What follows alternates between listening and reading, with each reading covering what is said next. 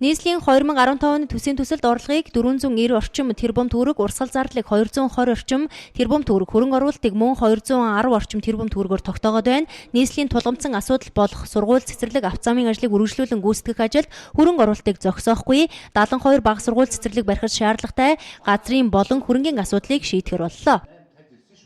Учраас 2016 онд бол хөрөнгө оруулалт бууж байгаа ч гэсэн бид нар тухайн урд онуудынхаа ажлыг ямар ч үсэн дуусгах гэсэн зорилтыг түлхүү ярьж хэлэлцэж байна.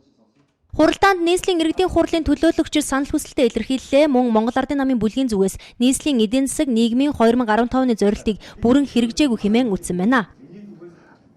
За 14 он мөн адилхан тайланда бас 5 хүртэлхүйн биелэлттэй нийтдээ 27-8 төрлийн ажлыг эхлэлтийн байдалтай байна, үргэлжилж байна, тоосоо судалгаа хийж байна, холбоо байгууллагууд тавьж ингэ тайлгнажхад мөрөн үеийн биелэлт 90 гаруй хувиар батлуулсан ш танаа харж байгаа. Тэгвэл тэр 5 хүртэлхүйн биелэлт 14 оны нийтдээ 27-8 ажлыг мөн нэг үтэн шалахад 15 онд хийгдэж, туслагдаж хаана байгаа нь тодорхойгүй.